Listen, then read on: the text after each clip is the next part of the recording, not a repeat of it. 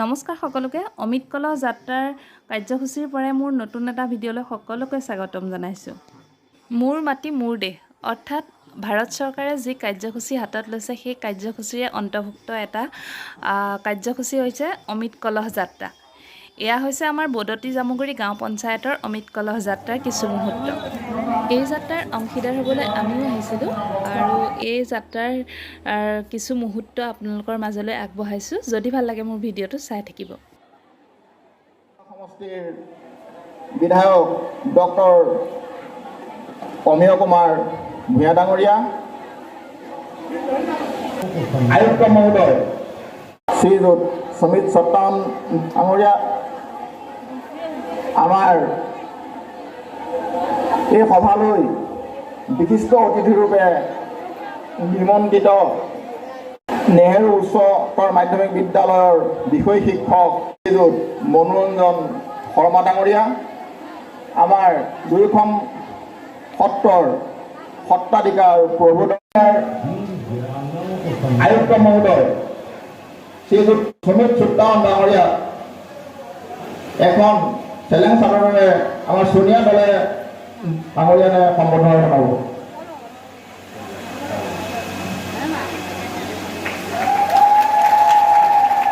ইয়াৰ পাছতে আমি এই সভালৈ বিশিষ্ট অতিথিৰূপে নিমন্ত্ৰণ কৰি অনা নেহেৰু উচ্চতৰ মাধ্যমিক বিদ্যালয়ৰ বিষয় শিক্ষক মনোৰঞ্জন শৰ্মা ডাঙৰীয়া এখন চেলেং চাদৰেৰে সম্বৰ্ধনা জনাব।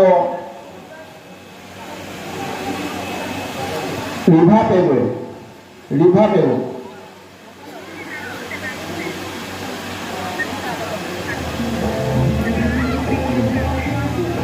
আমাৰ মাজতে সন্মানীয় দুগৰাকী সত্ৰাধিকাৰ উপস্থিত আছে। তেখেতলোকক প্ৰথমতে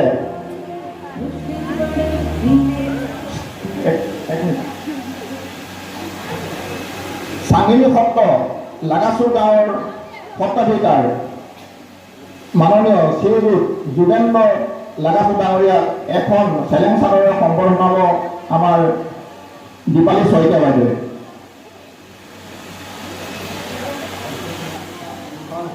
সত্ৰাধিকাৰ প্ৰভু ডাঙৰীয়া, আমাৰ মাজত উপস্থিত থকা বিহপুৰীয়া উন্নয়ন খণ্ডৰ খণ্ড উন্নয়ন বিষয়া মহোদয় প্ৰমুখ্যে বিশিষ্ট অতিথিসকল আৰু সমবেত বদতি জামুগুৰি গাঁও পঞ্চায়তৰ অন্তৰ্গত শ্ৰদ্ধাৰ ৰাইজ আৰু আই মাতৃসকল, আজিৰ এই শুভ মুহূৰ্তত জয় জয়তে আপোনালোক সকলোলৈকে আন্তৰিক শুভকামনা আৰু অভিনন্দন জনাইছোঁ। কৰ্মচাৰী বা বিষয়াই কৰিব নোৱাৰে। ৰাষ্ট্ৰ নিৰ্মাণ, কৃষক বনোৱা, হালোৱা সজোৱা, পাহাৰে পৰ্বতে চহৰে কংগৰে নদীৰ পাৰে য'তে যেনেকৈ আছে সকলো লোকৰ কণ কণ ভাগিদাৰীত এই বৃহৎ ৰাষ্ট্ৰ নিৰ্মাণ হ'ব, ৰাষ্ট্ৰৰ শক্তি নিৰ্মাণ হ'ব। সেই আদৰ্শ আগত ৰাখি এই জনভাগিদাৰিত্ব বঢ়াবৰ কাৰণে ৰাষ্ট্ৰীয় চেতনাবোধ, ৰাষ্ট্ৰীয়তাৰ ভাৱনা আমাৰ প্ৰতিজন ব্যক্তিৰ মনত জাগ্ৰত কৰিবৰ কাৰণে এই মোৰ দেশ মোৰ মাটি এই কাৰ্যক্ৰম মাননীয় নৰেন্দ্ৰ মোদী ডাঙৰীয়াই ঘোষণা কৰিলে। এই যোৱা 30 জুলাই 2023 তাৰিখে মাননীয় প্ৰধানমন্ত্ৰী ডাঙৰীয়াৰ যি কাৰ্যসূচী মন কি বাত, সেই মন কি বাতত তেখেতে ঘোষণা কৰিছিল প্ৰথমবাৰৰ বাবে যে দিল্লীৰ যি কৰ্তব্য পথ, এই কৰ্তব্য পথত থকা যি নেশ্যনেল ৱাৰ মেমৰিয়েল ৰাষ্ট্ৰীয় যুদ্ধ স্মাৰক ক্ষেত্ৰ আছে, সেই ৰাষ্ট্ৰীয় যুদ্ধ স্মাৰক ক্ষেত্ৰৰ কাষতে এখনি অমৃত বাটিকা বা অমৃত উদ্যান নিৰ্মাণ কৰা হ'ব। এই নিৰ্মাণত পুনৰ ৰাজধানী এক্সপ্ৰেছেৰে এক বিশেষ দবা অসমৰ প্ৰতি জিলাৰ পৰা নিৰ্বাচিত হৈ যোৱা সেই যুৱক যুৱতীসকলৰ দ্বাৰা দিল্লীলৈ লৈ যোৱা হ'ব। বাকী 270টা আমাৰ অসমত অৰ্থাৎ অসম চৰকাৰৰ তত্বাৱধানত থাকিব।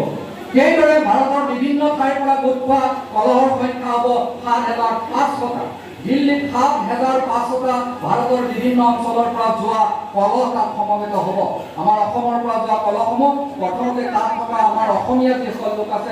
দিল্লীত, তেখেতসকলে ৰেল ষ্টেচনৰ পৰা আদৰণি জনাব, অসম হাউচত তাক ৰখা হ'ব আৰু তাৰপিছত ইয়াৰ পৰা যোৱা যিসকল অসমীয়া যুৱক যুৱতী আছে তেখেতসকলে আমাৰ জাতীয় সাজপাৰ পিন্ধি সেই অসম হাউচৰ পৰা কৰ্তব্য পথলৈকে শোভাযাত্ৰা কৰি সেই কলহ লৈ গৈ সেই অমৃত উদ্যানত তাত প্ৰদান কৰিব। ই এক অতি আধ্যাত্মিক তত্ত্বৰে ভৰা এই কাৰ্যসূচীৰ দ্বাৰা আজি আমি প্ৰতিজন ভাৰতীয় আমাৰ ৰাষ্ট্ৰ নিৰ্মাণত আমাৰ যি অৱদান সেই অৱদানক আমি প্ৰতিফলিত কৰিবলৈ সক্ষম হৈছোঁ গতিকে আমি দীঘলীয়া নকৰোঁ বহুত পৰৱৰ্তী কাৰ্যসূচী আমাৰ বিপুৰীয়া বিধানসভা সমষ্টিৰ মাননীয় বিধায়ক ডক্টৰ অমিয় কুমাৰ ভূঞা ডাঙৰীয়া আমাৰ ছাতি যোদ্ধাৰ মুক্তিযোদ্ধা শ্ৰী ভুৱন চন্দ্ৰ বৰা ডাঙৰীয়াৰ পৰিয়াল জয়ন্তী পাতিল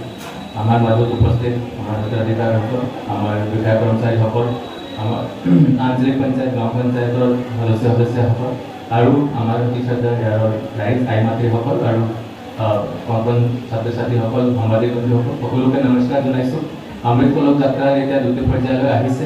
আমি জিলা প্ৰশাসনৰ ফালৰ পৰা বিশেষভাৱে আমাৰ যিমান SHG আত্মসহায়ক গোটে ইয়াতে অংশগ্ৰহণ কৰিছিলে VO অংশগ্ৰহণ কৰিছে আৰু CLF যিমান কষ্ট কৰিছে তেওঁলোকে লিড লৈছে ইয়াৰ কাৰণে আমি হৃদয়পূৰ্বক ধন্যবাদ আপোনালোকক জ্ঞাপন কৰিছোঁ আমি যিদিনাৰ পৰা অমৃতকালৰ যাত্ৰা আৰম্ভ হৈছে বুলি মানে গভৰ্ণমেণ্টে ঘোষণা কৰিছিলে তাৰপিছত আমাৰ মানে ভগৱানো মানে পৰীক্ষা লৈ আছে যে বতৰটো আৰু বেয়া কৰি দিব বতৰটো আৰু গৰম কৰি দিব ইমান গৰমতো আপোনালোকে মানে ফেচ কৰা নাই ইমান গৰমতো আপোনালোকে আমি যিমান ভাবিছিলোঁ তাতকৈ দুগুণ তিনিগুণ উৎসাহ দি আপোনালোকে এই কামটো আগবঢ়াইছে ইয়াৰ কাৰণে মই আপোনালোকক ধন্যবাদ দিছোঁ এতিয়া অলৰেডি যেনেকুৱা কোৱা হৈছে এই কলহ যাত্ৰাটো ইয়াৰ পৰা গুৱাহাটীলৈ যাব তাৰ পৰা আমাৰ এটা অংশ আমি যেনেকুৱা কনকলতা বৰা ডাঙৰীয়ানী সেই ইউনিভাৰ্চিটিৰ এটা আধাৰবিলাক আমি ব্যৱহাৰ কৰিম আৰু দ্বিতীয় যিটো অংশ আছে সেইটো আমি দিল্লীলৈ অমৃত বাটিকা যিটো কনষ্ট্ৰাকশ্যন হ'ব তাতে নমস্কাৰ অমৃত কলহ যাত্ৰা আজি পঞ্চায়ত সমিতিৰ আনুষ্ঠানিকভাৱে গ্ৰহণ এই মহা অনুষ্ঠানত আমাক সকলোকে উৎসাহিত কৰিবৰ বাবে আমাৰ মাজত উপস্থিত থকা লখিমপুৰ জিলা আয়ুক্ত শ্ৰীযুত সুমিত চাদাও ডাঙৰীয়া আমাৰ সকলোকে ইয়াত আশীষ প্ৰদান কৰা চাঙেনী সত্ৰৰ সত্ৰাধিকাৰ শ্ৰী শ্ৰী ভূপেন্দ্ৰ নাগাচু প্ৰভু আৰু আমাৰ ব্লক ডেভেলপমেণ্টৰ অফিচাৰ যদুপতি ৰায় ডাঙৰীয়া এই অনুষ্ঠানত অংশ লোৱা অতি শ্ৰদ্ধাৰ স্নেহৰ আইসকল বাইসকল ভনীসকল আৰু ভণ্টিবাসী ৰাইজ আপোনালোক সকলোলৈ আমাৰ তৰফৰ পৰা পঞ্চ পালন সংকল্প মই কৈ যাম লগে আপোনালোকে কৈ যাব এখন উন্নত ভাৰতবৰ্ষ গঢ়াৰ দিশত মই মোৰ ভূমিকা উন্নত ভাৰতবৰ্ষ গঢ়াৰ দিশত মই ভূমিকা পালন কৰাৰ সংকল্প গ্ৰহণ কৰিলোঁ পালন কৰাৰ সংকল্প গ্ৰহণ ঔপনিৱেশিক মানসিকতা চীন দোকান নাইকিয়া কৰিবলৈ মই সংকল্প গ্ৰহণ কৰিছোঁ আমাৰ চহকী সাংস্কৃতিক ঐতিহ্য প্ৰচাৰ তথা প্ৰসাৰ আৰু সংস্কাৰ কৰি গৌৰৱিত হ'বলৈ विशेष जलादेश भी स्थापित किए गए मेरी माटी मेरा देश अभियान में हम इन पंच प्राणों को पूरा करने की शपथ भी लेंगे देश भर में अमृत कलश यात्रा भी निकाली जाएगी